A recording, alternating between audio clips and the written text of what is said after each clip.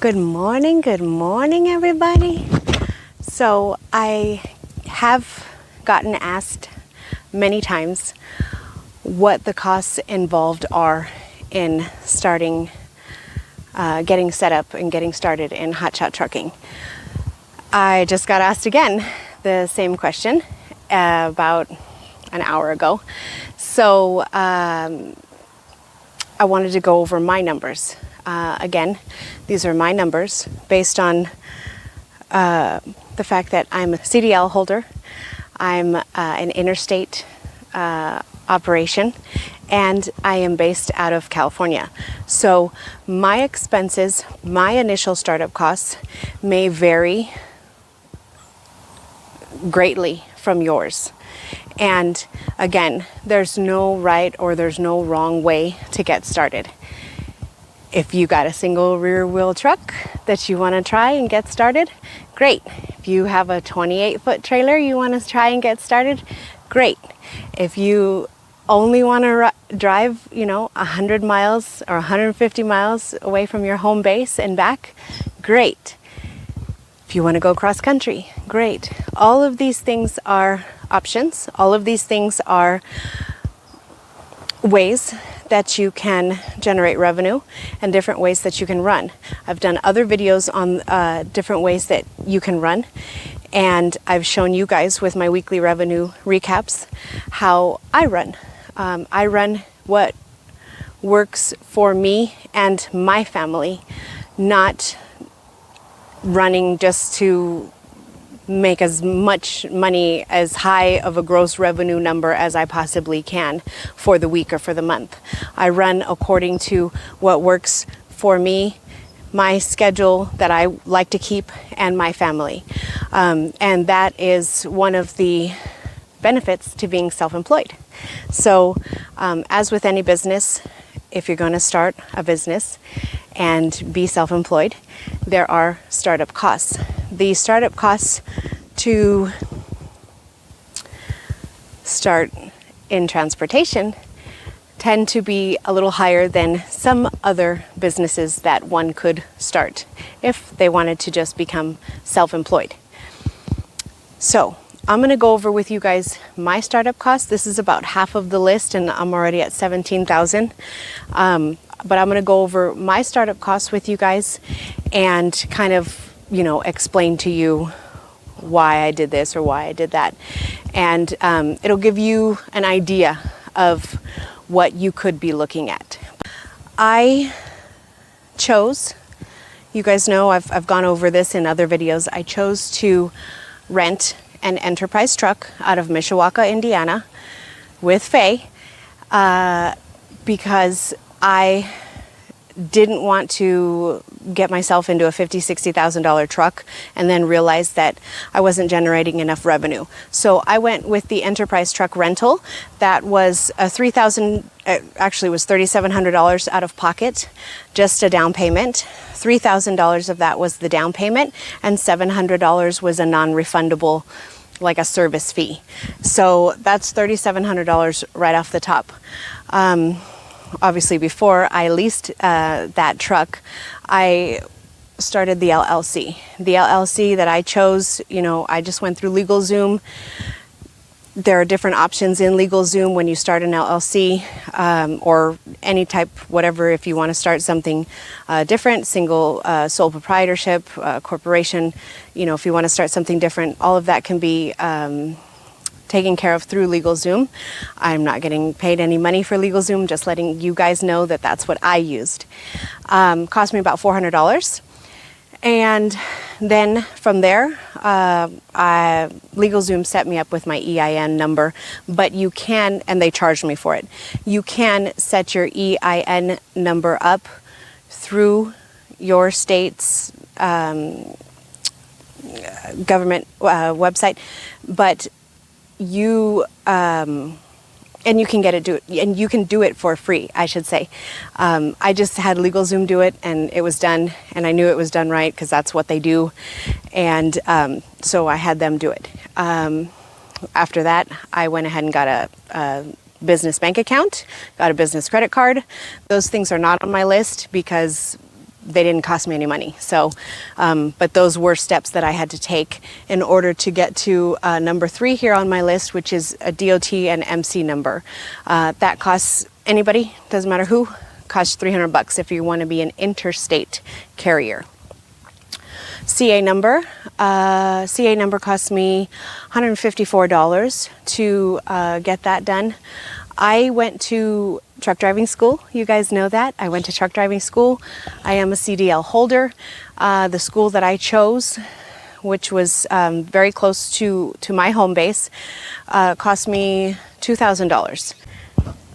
And once that $2,000 is paid off, then they will let you go and take they will take you to get your driving test done. The DMV testing, the written testing, as well as driving testing, I think it cost me about $200. I don't quite remember, so don't quote me on that, but it did cost to take the written testing. About $2,200 cost me to get my CDL. From there, I had to get insurance. You have to get commercial insurance, and you have to excuse me, go on.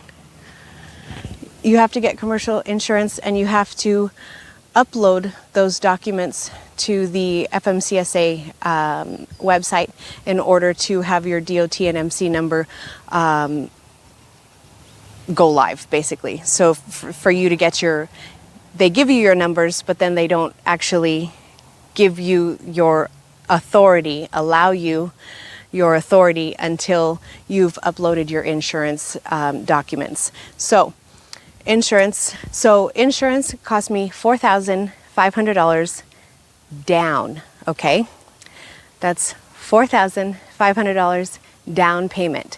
That did include my first month and my last month, so as well as the broker's cut or whatever. So $4,500 to get insurance. My apportion plates, you guys know, I run apportion plates, and I set up my IFTA account on my own, and I think I got stuck. I think I got a little bit stuck on the IRP account. So included in this $2,200 is that company that I chose to do my apportion plates through. They also set me up for the IRP account. And again, this number, your apportion plates are going to, it's registration, it's truck registration. So that's annual. This year, as opposed to last year, which last year cost me $2,200. This year cost me, I think, $1,700. And so it was a little bit cheaper, but $1,700. That number is based upon, or $2,200, I should say. That number is based upon what your GCWR is, and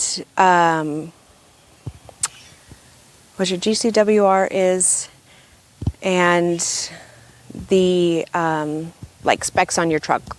Older, newer, stuff like that. Again, it's registration. So obviously you guys can relate it to, if you had a 1994 Honda as opposed to a 2020 Honda, what the cost difference would be in registration for something like that. Also, if you had a 2020 Honda Accord, or if you had a 2020 F250, F250 is going to cost you more because it's heavier, and they add on expenses to a heavier truck than they would sedan vehicle. So that's that. BOC3, everybody needs to have a BOC3, and that also has to be uploaded to the FMCSA website. BOC3 for me cost me $100. That is not an annual fee. I shopped around. There are a ton of companies who will charge you 2 or 3 times that. I strongly suggest that you shop around. BOC3 cost me $100. I want to say actually it cost me $75, but I'm not sure. So we'll round up. We'll say $100. And if I don't change my address or my name or anything like that, then I don't have to pay them any more money. That's for life, for this DOT number, for this company, for my company. So unless I make changes, then they will charge me a fee to change the information. Drug consortium, Obviously, if you're, if you're not shopping around, there are companies, again, who will charge you 2 or 3 times, 4 times, 5 times what I found. But I found a drug consortium that charges me $75 annually, and then they put me in their random driver, pool. And then when it's my turn to test, they charge me a $40 fee, and then I have to pay the actual test facility wherever I go for my drug and or alcohol testing. When I get pulled for a random, I have to pay the testing facility their fees. So in this case, I signed up for the drug consortium, cost me $75 for the year, and then I had to do a pre-employment drug test. That's to start you off, drug and alcohol test. So the drug consortium charged me $40, and then it was about $110 for the drug and alcohol testing at the test facility. So those fees, pretty simple. My load securement, I went way overboard, you guys, with load securement, with purchasing load securement. I got a list. I was told this is what you need. My list was really extensive. We'll just say really extensive. But so I spent $2,700 on load securement, a plethora of chains, a plethora of binders, a plethora of straps, 20, 30, 40 feet straps, ratchets, car straps, all kinds of stuff. But I overbought in the beginning, and that's okay, because I really haven't had to replace anything because I have so much, which is also fine, right? And there's nothing wrong with being too prepared when it comes to load securement. There have been loads that I have thrown strap upon strap upon strap and used up all of my straps that I carry. And I'm quite content with having too much. So for me, it worked out, but cost me about $2,200 for a local company here in Southern California to give me all my straps, chains, ratchets, binders, and all of that good stuff. And then I spent $500 in Texas purchasing my barely used tarps. So $2,700. DOT medical. So you got to get a physical, I should say. For me, that cost me $90. There are higher, there are lower. So, that is what it is. That may vary for you guys. And then an MVR had to get set up so that you get your motor vehicle report sent to you. And I think that cost me about $100. UCR, which is your United Carrier Registration, I believe that cost me about $150. And then my ELD, again, this is somewhere that if you use, what's that one that everybody uses? Keep Trucking. If you use Keep Trucking, it will cost you a little bit more than the company that I use. Or if you use, it depends on what company you use. The only thing I will say about this is make sure that they are FMCSA DOT approved company and that they stay an approved company. So in my case, it cost me about $140 to get the equipment and get set up, and it cost me $30 a month. And that's for one truck, one driver. So that's the meat and potatoes. And then in a second, I'm going to go over the other miscellaneous costs. But just this list right here, what we reviewed, you guys, it's $16,989. So let's just call it $17,000. Not a requirement, but I felt it was well worth it. I went ahead and got my TWIC card. TWIC card is, you have to go get fingerprinted live scan in order to, they check your background, they check your history, whatever. Check that, and then it's good for 5 years, I believe. And it's also a secondary form of ID. So even if you're not necessarily going to ports or to military bases, for me, it was good. Good opportunity to have a secondary form of ID. Some bases and many ports are firm on TWIC card required. So for those of you who don't know about that stuff or want to get a little bit more information, it's very easy to find. It doesn't cost a lot, and again, the TWIC card is good for 5 years. So I signed up for Central Dispatch because I haul both freight and cars. So Central Dispatch costs me $115 per month.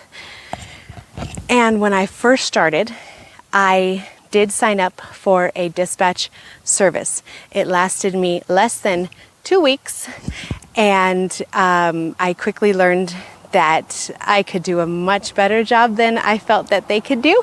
So I opted out of that very quickly.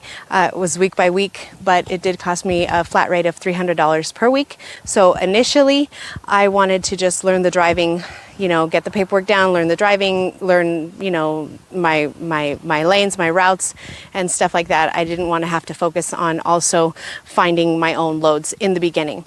And there's nothing wrong with that. It's just I come from a really strong transportation and operations background, and I'm not going to pay for below subpar, service.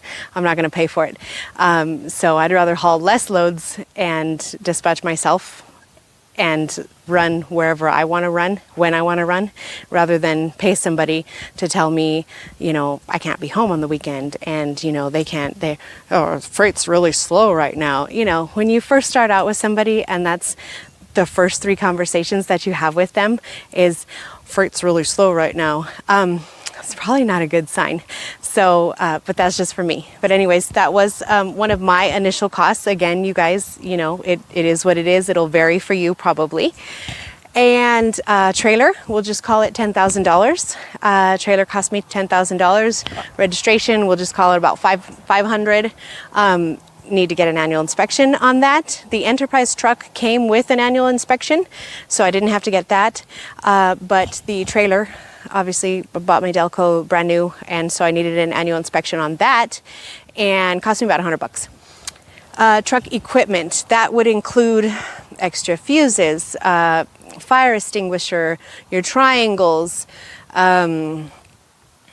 There's probably a couple other things I'm missing, but that type of equipment that you need to have in your truck, we'll just call it about $100. More or less, give or take, depends on where you shop, whatever. I opted to purchase shocker hitch when I purchased the Delco truck from the trailer manufacturer.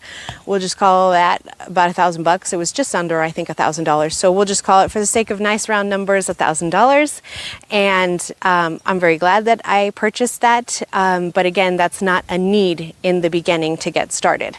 That is my numbers, my experience, what I purchased. So just this list here, we're talking about $12,265. The majority of that number obviously is the trailer, which we'll call it 10 grand. So, $2,200 of other charges here. And if we add that up to the previous board that I had shown you guys, which was 16,000, almost 17,000, we're coming up with just shy of $30,000, $29,254. Again, this is an estimate looking back over a year later, what it is. And I'm sure I've left out a couple things. But as far as the meat and potatoes, the requirements, the must-haves, I'm sure I got all of those down on these 2 boards that I showed you guys. Keep in mind, from the time, for me anyways, and for you guys, it does take some time. From the time your DOT number becomes active, you have to have already started your insurance in order to get your DOT number active. Right? And then once you get that, you can get your truck and trailer, right? And then once you get your truck and trailer, then you can get started on the process of preparing everything in order to run. So keep in mind, for me, it was almost a month, really, from the time I got the Enterprise truck in Indiana, brought it back to California, and then a couple weeks later, I finalized all the insurance and the DOT number and everything, got my door placards. So that was another thing I forgot, my door signs. Did all of that, got the apportion plates. That takes a few days. You get a temporary, but you know, it takes a few days to actually get the rest of it, you know, in the mail or however. And then when I went to Texas to pick up the trailer, it was 3 or 4 weeks from the time I picked up the truck until I was actually ready in Texas with my trailer, with all my load securement, and picking up my first load. So that's a month. So if it doesn't matter if you rent, lease, own, you have a mortgage, you know, you're looking at about at least a month of not having really any revenue. So you've got to have money in the bank. And I'm a firm believer, you guys, not to factor. So pretty much my first month of running, I was generating revenue, but I hadn't seen any of that revenue actually come to me yet. So I'm paying out of pocket for fuel, paying out of pocket for food, room, expenses, whatever on the road costs that are involved with operating. And the first few months are very hard. I've told you guys in other videos, you know, the first few months are really hard. But if you get through that, even if you have to eat sandwiches for the first month, I mean, that's what you got to do. You eat a bologna sandwich for 3 times a day for the first month. It will save you in the long run if you don't have to factor, or if you factor minimally, or if you know, make adjustments to how you operate, or save up a little bit more on the front end, savings wise, so that you don't have to basically be a slave to, you know, a factoring company, really. But that's my opinion, and hope this helped you guys. Obviously, if you already own your own truck, or if you find a trailer used, great. Now keep in mind, this 30 grand, it's not even my own truck. So that enterprise truck, I had it for 9 months, and it cost me a total of about, excuse me, cost me a total of about $16,000. And then after that 9 months, I returned it and I purchased my own truck. So this is not even with a truck purchase. These numbers would be similar to somebody else who is also going to do the enterprise truck rental, or who already has a truck that they are planning on using for Hotshot. So it's quite a bit of money to get started, and you really do want to have money saved up, because you don't know what's going to happen. You just don't know what's going to happen in your first week, month, 90 days, 6 months, 9 months. And until that revenue, that money really starts rolling in, it's tough. So keep that in mind, you guys. Save, have money, have the ability to call on capital should you need it, because you don't want to start off and then be pinching pennies in order to make it work. That's really tough. You can, but it makes life really, really, really tough. So keep that in mind. Stay safe, you guys, and I'll talk to you soon.